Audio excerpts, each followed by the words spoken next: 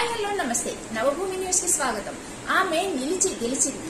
Paris Olympics లో భారత్ కు మరో పతకం పక్కా అనుకున్న వేళ ఊహించని షాక్ కలిగింది. ఫైనల్ కు చేరి పతకం ఖాయం చేసుకున్న రెజ్లర్ వినేష్ ఫోగట్ పై అనర్హత వేటు పడింది.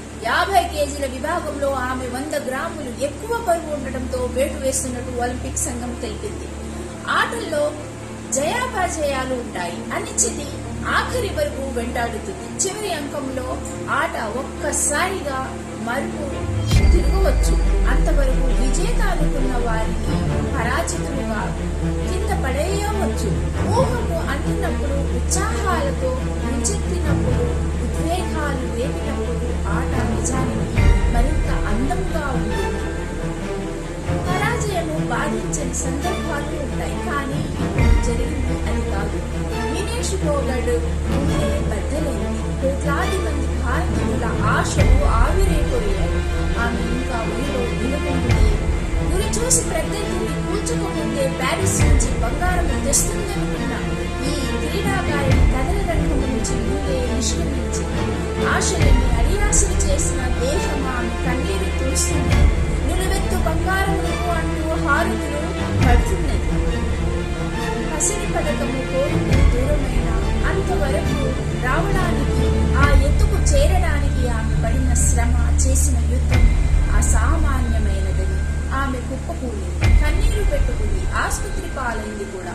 ఆమె గుండె గట్టిది కనుక, పోరాటం ఆమె రక్తంలో ఉన్నది కనుక అంతటి పెను ఉపద్రవాన్ని తట్టుకోగలిగింది.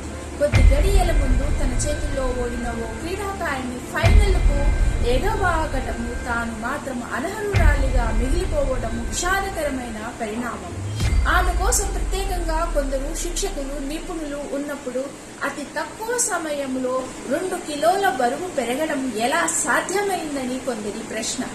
పెరిగిన బరువును వదిలించుకోవడానికి రాత్రంతా ఆమె చేసిన శ్రమ మహత్తరమైన, ఆ పట్టుదల అపూర్వమైనది. బరువును నియంత్రణలో ఉంచే విషయంలో సిబ్బంది యావత్తు శ్రద్ధ పెట్టి ఉంటే బాగుండేది. ఇలా అతి వేగంగా బరువులో మార్పులు రావడం వల్ల ఆమెపై కుట్ర జరిగిందన్న అనుమానాలు, విమర్శలు వెల్లువెత్తుతున్నాయి. ఇది సాంకేతిక అంశమని, కుట్ర కోణాలు వెతకవద్దని, రాజకీయము చేయకూడదని ఎందరెందరో హితవులు పలుకుతున్నారు. కానీ అనుమానాలు ఆగటం లేదు. భారత రెజ్లింగ్ సమైక్య అధ్యక్షుడు బ్రిజ్భూషణ్ శరణ్ తమపై లైంగిక వేధింపులు గురి చేస్తున్నాడని, అతడిని పదవి నుంచి తప్పించాలని రెజ్లర్లంతా ఏడాది పాటు రోడ్డున పడి చేసిన పోరాటము, అతడికి ఆఖరు వరకు అండగా నిలిచిన పాలకపక్ష పెద్దలు ఈ క్రీడాకారులతో అమానుషంగా వ్యవహరించిన గతం ఇప్పుడు అందరికీ గుర్తుకు వస్తున్నది. సాటి మహిళా క్రీడాకారుల పక్షాన వినేష్ ఫోగట్ చేసిన పోరాటం చరిత్రలో చిరస్థాయిగా నిలిచిపోతుంది. ఆ సందర్భంలో ఎదుర్కొన్న అవమానాలు, చీత్కారాలు ఇప్పుడు దేశము గుర్తు చేసుకుంటుంది. నిరసన శిబిరాల నుంచి ఆమెను ఈడ్చివేసిన దృశ్యాలు, గంగలో పథకాలు నిమజ్జనం చేయడానికి సిద్ధపడిన ఘట్టాలు తిరిగి ప్రచారంలోకి వస్తున్నాయి.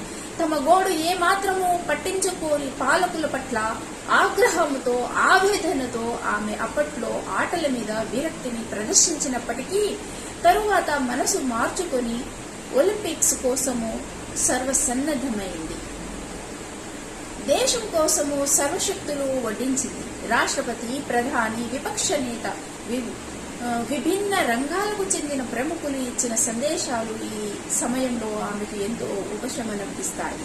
ప్యారిస్ ఒలింపిక్స్ శిక్షణ కోసము ఆమె మీద 70 లక్షలకు పైగా ఖర్చు చేశామని కేంద్ర క్రీడా మంత్రి పార్లమెంటులో ప్రకటించడము ఆత్మరక్షణ కోసము కావచ్చునేమో, కానీ అభిమానులను గిల్లడమే. గతంలో మోదీకి వ్యతిరేకంగా నిలబడి నినదించిన ఆమెను ఒలింపిక్స్ కు పంపి తమ పెద్దలు ఎంతో ఉన్నతంగా వ్యవహరించారన్నట్టుగా మరో నాయకులు వ్యాఖ్యానించారు. కానీ సమస్త వ్యవస్థలు తనకు వ్యతిరేకంగా ఉన్న తోటి మహిళా క్రీడాకారుల కోసము వినేష్ ఫోగట్ అప్పట్లో ఒరికి ఆవల పాలకులతో పోరాడారు. ఇప్పుడు కడవరకు నిలిచి పోరాడి చూపించారు. ఆకర్షణాల్లో ఓ 100 గ్రాముల తేడా వచ్చి ఆమె వెండి పథకాలతో మెరవకపోవచ్చేమో గాని దేశ ప్రజల హృదయాల్లో ఎప్పటికీ విజేతగా నిలిచిపోవడం కంటే గొప్ప అవార్డులు రివార్డులు ఇంకేముంటాయి.